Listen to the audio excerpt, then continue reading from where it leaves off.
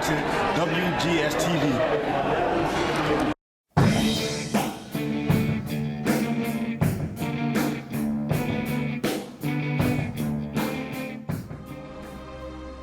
Hello everybody, welcome to another installment of WGS-TV right here on youtube.com/WrestleGamer and ZepXTV. I'm WB Billy Boudreaux, being joined by the man from South Park, the man simply known as Cartman. Cartman, how you doing? Pretty good, pretty good. Tonight was TNA's biggest pay-per-view of the year, Bound for Glory, and just how exactly did it turn out? Was it a good show? Well, let's get right to it with our Bound for Glory review for 2012 this year.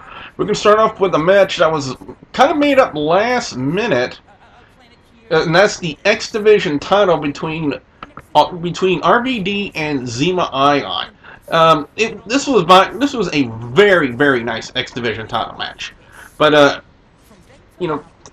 trying to think about it logic-wise, I really didn't foresee this outcome of RVD becoming the new X Division champion, considering the fact that there was zero build into the match. No build into this X Division title match whatsoever. It was just made kind of on the fly, in a short, less than 5-minute promo on this past Impact that we had the announcement of this RVD versus Zema Ion match. Now, will RVD hold this title for 23.5 months? Who knows? Who knows? But it was still a really nicely worked X Division title match, and a great way to open up the pay-per-view. 4 out of 5 from me.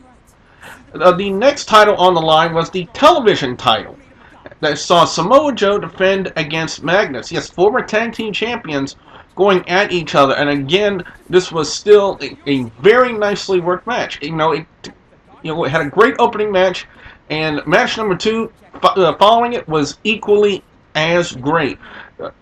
I love the style, a lot of great spots. Samoa Joe and Magnus looked really great, but I kind of saw fit that Samoa Joe was going to keep the title. I didn't see any reason whatsoever to put the title on Magnus. So, but other than that, it was still a nicely worked television title match. Again, like I've said, Samoa Joe actually bringing some legitimacy to the television title in TNA, and he did that with a phenomenal match against Magnus at Bound for Glory. 4 out of 5. Match number 3 was the big street fight between Cowboy James Storm and Bobby Roode, and for comments and his thoughts on it, let's go to Cartman with his thoughts. Yeah, with the James Storm Bobby Roode match, it more was like a bloodbath. Storm ended up very bloody pretty early, and then Bobby Roode ended up getting bloody, I think, from a shot with a trash can. But I think it was a phenomenal match. Storm ended up winning after a beer bottle to Roode's head. I'm going to give it a 4 out of 5. Actually, you know what? I'm going to give it a 5 out of 5 just because it was pretty freaking amazing. And a lot of fans would notice something about this match, Cartman, is the fact that we saw hardly any interference or anything like that from King Mo Lawal. I mean, he was just there as pretty much Exactly, he was there and he was just kind of there. He was just kind of there. I mean, that's just kind of stood there. Yeah, for Dixie Carter and TNA, that was money well spent, if you know what I'm saying. Match number 4 for Bound for Glory this year, it was Joey Ryan versus Al Snow. Honestly, I saw Joey Ryan winning this one all the way. I mean, it wouldn't have made sense for him to lose to Al Snow. However, what I didn't see coming, and what I didn't think that this would happen, neither did I, but yeah, Matt Morgan interfering in the match, costing Al Snow the win, and Joey Ryan does get the victory in his TNA contract. But I never would have foreseen them inserting Matt Morgan into this style of a gimmick, into this storyline between Joey Ryan and Al Snow. So, apparently there was some collusion, between Ryan and Matt Morgan. We saw that in the form of a handshake. I was on the Skype line with Studley Man Ashley, and he kept calling for the fact that Matt Morgan was about to beat the crap out of Joey Ryan, but that never happened. It did not happen. But it was you know, even though it was very predictable that Joey Ryan was going to win, I did not see Matt Morgan coming. So I'm going to factor that in, and it's going to go 4 out of 5. The Tag Team Championship was up for grabs in this next match, in the Triple Threat match, as we saw Kaz and Daniels, the World Tag Team Champions of the world, defending against AJ Styles, Kurt Angle, and the team of Chavo Guerrero and Hernandez. There's been a lot of build into this match, especially when it concerns, or pertains rather, to AJ Styles and Kurt Angle. Daniels and Kazarian were trying to drive a wedge in between those two. But didn't see much out of Chavo Guerrero and Hernandez. But I gotta say, Guerrero and Hernandez, they were the hot tag team coming into this. I would not have been upset if Daniels and Kazarian would have kept the titles, because they've been doing a phenomenal job as the World Tag Team Champions of the world. Great mic skills, good in-ring ability. But I think maybe it was time to pass the tag team titles, and I think they really made it a good choice by putting it on Guerrero and Hernandez. Because, again, they're the new tag team. They're hot. They're fresh. I would see more single stuff out of AJ Styles and Kurt Angle more than I would see a tag team between those two, to be honest with you. I'd see more single stuff out of those two. I see more of a tag team with Chavo Guerrero and Hernandez. So I guess that would kind of make sense. 5 out of 5 on this one, and I just want to say one thing about this, Quentin. Kazarian is very lucky, very, very lucky that he did not break his neck during that match when the spot called for Kazarian to leap off the top onto, I think it might have been Hernandez that was on the ring apron, and do a Frankenstein, and he landed right on the back of his head. Oh my god! It looked more to me like he landed on his shoulder. Well, maybe I thought he had ended up breaking his shoulder when he landed. But it didn't look pretty. Yeah, no, the landing was terrible.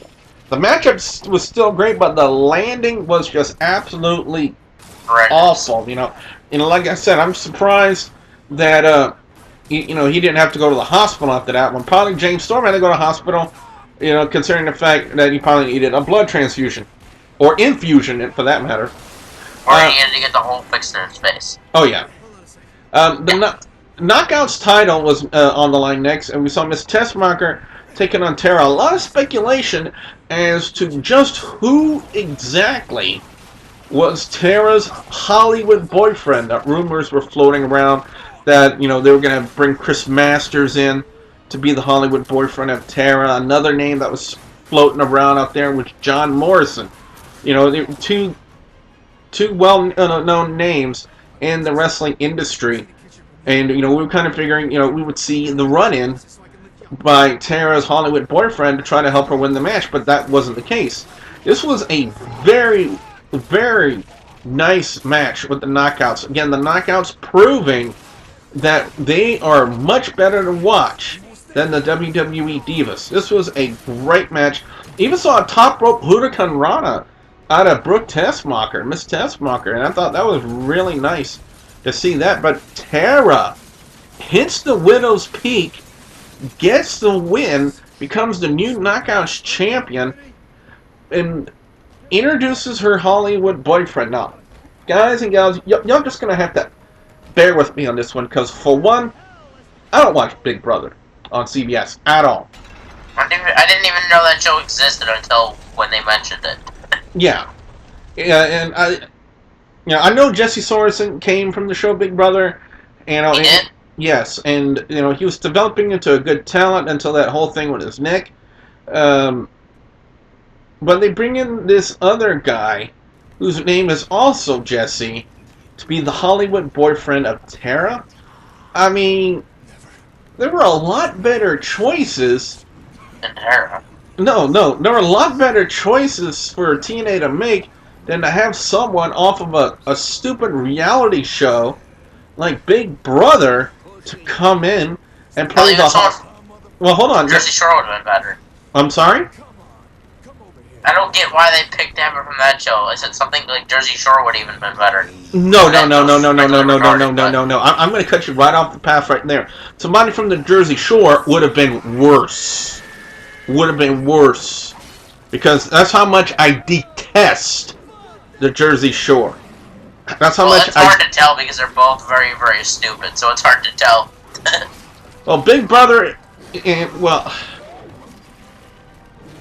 I don't watch either show, but I happen to know for a fact that I detest the Jersey Shore. I don't care what all the haters out there are going to say about me, but I'm letting it be known right now. I detest. I don't just hate. I loathe. I detest the Jersey Shore, and anyone who likes the Jersey Shore, I will instantly hate. That's all I got to say about that. But Wow, Billy. but the thing is, there were much better choices. He could have picked a guy who's better known in the wrestling industry, like John Morrison, like Chris Masters, somebody who actually can wrestle. Instead, they go for a reality star of sorts, and this guy Jesse from, and plus he said he's also on TMZ. Let me go on the record by saying this: he's on TMZ. Big freaking deal. Who cares? I don't. So, I'm going to give him the match a 4.5 out of 5. But for the fact that they revealed, to me, honestly, a lame nobody to be Tara's new Hollywood-style boyfriend, it's going to go 4 out of 5. You know, they could have gone a lot better route than what they did for Tara's boyfriend. You know. Exactly. Next up was the big street fight. This was made a no disqualification match by Hulk Hogan. Saw Sting and Bully Ray taking on the Aces and Eights, or two guys from the Aces and Eights, and one of them was Luke Gallows. Guys, I am not blind. I am not stupid. It's Luke Gallows underneath one of those masks. Who the other guy was, I have no earthly idea. But I want to say this. I like the fact that they had Bully Ray come out in old school style Sting makeup. We saw that out of them tonight. Saw a really great match. At one point, the Aces and Eights were on the ropes, and then we had the third member of Aces and Eights come out, start attacking. I believe it might have been Bully Ray. Spits something at Joseph Park, who was handcuffed to the guardrail. And Joseph Park... before the match. No, this happened during the match. Oh, yeah, the handcuffing happened before the match. Yeah, he got handcuffed to the... But before the match. Yeah, but when Joseph Park got angry, he kind of hulked up in a sense and broke the handcuff and started becoming the lawyer version of the Hulk and started beating the crap out of this third member of the Aces and Eights. So again, that leaves that up in the air. You know, will we see Abyss tonight? Will we see Abyss be a part of the Aces and Eights? Well, that didn't happen. Next thing you know, we see the tables being set up by Bully Ray and Sting, and then Sting gets attacked by Luke Gallows. He was taken out, and then we see yet another member of Aces and Eights, a hooded member. We couldn't see him, and he kind of, like Uranagi slams Bully Ray through the table, and the other member of Aces and Eights covers Bully Ray, and they get the win. So now Aces and Eights, again, it was a little bit predictable. You know, Aces and Eights were going to win because they needed them to win to be more involved in the storyline, especially for the upcoming pay-per-views for Aces and Eights. Since one of the, I believe, I'm not sure which pay-per-view poster they leaked, but one pay-per-view poster that was leaked had the Aces and Eights insignia all over it. So I'm not. Yeah, it's Turning Point. Turning Point. Yeah, thank you. So now, after the match was over, you know, more members of the Aces and Eights come out, and then here comes Hulk. I need a walker just to walk to the bathroom. Hogan, who starts to take out each member of the Aces and Eights with one punch, mind you, and then it leaves the masked, the hooded member of the Aces and Eights all alone. Starts to attack Hogan. Hogan decides to time travel into the 1980s and starts to hulk up and starts to take out this hooded member with the 3 punches and the big boot. Sting picks him up, and, you know, we're going to say they're going to pull off the mask. So they pull off the mask, and the shocker of shockers, it was Devon. Devon! Former television champion Devon. I don't know what to say after that. Honestly, Quentin, I don't know what to say. Neither do I. Because I can't... As soon as I saw it, I sent you a message on Skype just saying, what the hell was that? I know. So, there were so many other different routes. There were so many other different people that I was expecting to But be... not Devon. Yeah, why Devon? He thought he was having contract problems with TNA. That's what the news stories were saying, that he was having contract issues with TNA. But now they bring him in to be a part of Aces and Eights? I'm just shocked. Honestly, I did not see this coming. Neither did I. I don't think anyone did. No, nobody did. 5 out of 5 on this one, despite the fact it was still predictable that Aces and Eights was going to get the win. The shock value in itself of Devon being a part of Aces and Eights just blows my mind. I mean, we could have had Jeff Jarrett. We could have had Gallows, Jarrett, Masters, anybody. I did not. Devon was one of the last people I would have expected it to be. Yeah, Bully. There are a lot of people were suspecting that Bully Ray was going to turn on Sting in this match, and that didn't happen either. Yeah, I was thinking about that being a slight possibility, but it didn't happen. Exactly. And then the reaction of Bully Ray was spot on. I gotta say this, it was spot on. He had the look of shock. Bully Ray made it look like he just shit himself. Yeah, in a sense, because the only thing we kept hearing him say was, why? Why? And he couldn't believe it, and honestly, I couldn't believe it either. But that's why, it was still a great, nicely worked match, and the shock value of it is what boosted it to a 5 out of 5 from me. Main event, the World Heavyweight title on the line as the Bound for Glory Series winner Jeff Hardy took on the current champion Austin Aries. Austin Aries looking to gain the adulation of the crowd that Jeff Hardy gets. One thing I want to say is I kind of noticed a different style of the music that Jeff Hardy was coming into. Ashley said that might have been a live version of the intro music that Jeff Hardy uses. Quentin, were you able to make out anything of the entrance music of Jeff Hardy? Not really. Well, when he first took off that... By the way, he came in with like a Vader-style helmet. For those of you... I was wondering what that was. Yeah, it was kind of a Vader-style helmet, and when he took off his helmet, his face paint made him look like a zombie, almost. Or maybe that might have been just his actual look. But it was face paint anyway. Crowd reaction... by the way, all night long, crowd reaction has been phenomenal. Unlike the fake marks over in Impact Wrestling. Yes, I just went there. Crowd was into every single match, including this one. And surprisingly, at the start of the match, the crowd was in the corner of Austin Aries. The crowd was chanting Aries' name. In a sense, Aries was getting the adulation of the crowd that he's always wanted. The kind of response from the crowd that Jeff Hardy gets on a normal basis.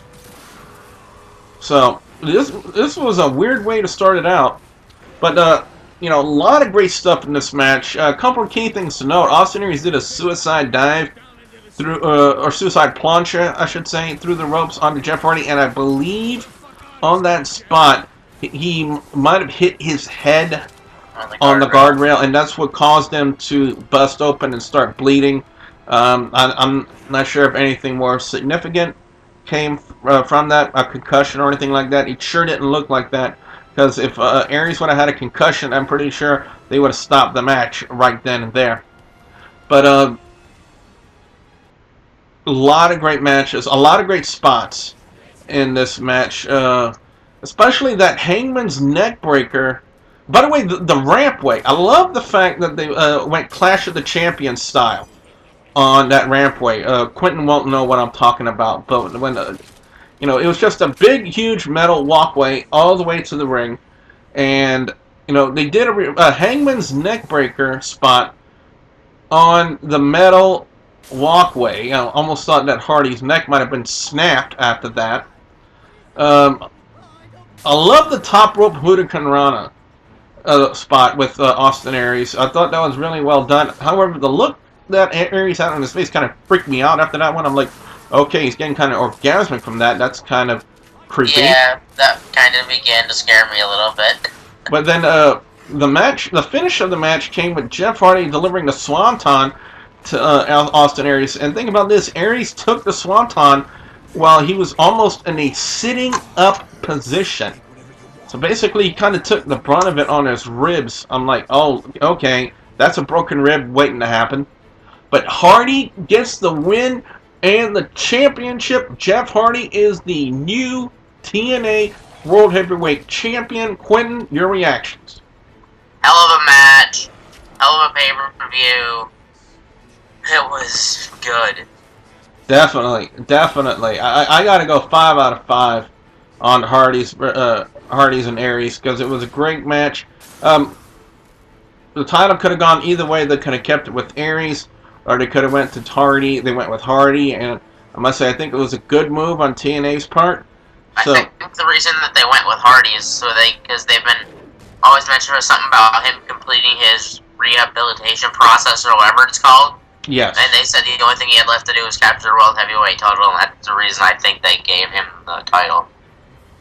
Overall score for Bound for Glory this year is going to get a 4.5 out of 5 from me. RVD versus Zima Ion for the X Division title was a good match. I'm still kind of scratching my head over the fact that they put the X Division title on RVD and all that. Samoa Joe and Magnus was a great match. Samoa Joe retains the television title. James Storm versus Bobby Roode, a bloody encounter. We saw hardly anything from King Mo Lao. So again, Dixie Carter, nice job on spending your money for someone who did absolutely nothing at your pay-per-view. Joey Ryan versus Al Snow. Joey Ryan winning, predictable. Matt Morgan running in, not predictable. Chavo Guerrero, Hernandez defeating Daniels and Kazarian and AJ Styles and Kurt Angle. I think, again, solid choice for Tag Team Championship. Tara defeating Miss Tessmacher for the Knockouts title. The matchup was okay. However, the announcement of her boyfriend was lame. Shock value is basically what put this match over with Aces and Eights and Sting and Bully Ray. The shock value of seeing Devon there. That's what sold it for me. Other than the fact it was still a really good match. And Jeff Hardy becoming the new World Heavyweight Champion for TNA. Again, a phenomenal main event for Bound for Glory. Again, my overall score, 4.5 out of 5. Quentin, your overall score and thoughts? Zima Ion RVD match was good. Billy, what do you think about the Zima Ion new ring gear? I'm kind of indifferent on it. I'm kind of used to seeing Zima Ion coming out in weird ring gear. That's true. But that match was good. Wait, what match came after that? I forgot. Samoa Joe and Magnus. Yeah, the Samoa Joe and Magnus match was good. Say probably 4.5 out of 5 on that. The street fight between Roode and Storm, like I said, hell of a match, bloody mess. Like you said, good investment on King Mo. Note sarcasm. And I think the whole pay-per-view as a whole, 4.5 out of 5. But I was surprised as hell to see Devon as part of Aces and Eights.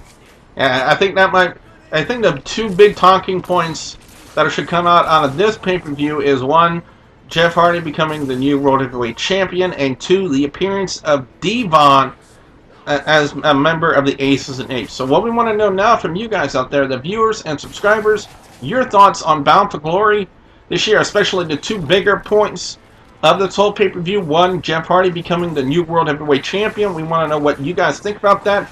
And we also definitely want to hear from you guys your thoughts and your reactions to Devon being a part of the Aces and Eights. We look forward to hearing what you guys have to say. Be sure you put your comments in the comment section below. Don't forget to like and favorite this video. Don't forget to check out Cartman on his channel, youtube.com/KillerXKenny. He's got a lot of Minecraft and Borderlands 2 stuff on there, so be sure you guys check him out. Don't forget not up yet, but I'm going to upload it somewhat soon. Also, don't forget to subscribe to youtube.com/WrestleGamer and youtube.com/ZFXTV Network. So for the man from South Park, Cartman, I'm Double P Billy Boudreaux saying thank you very much for watching.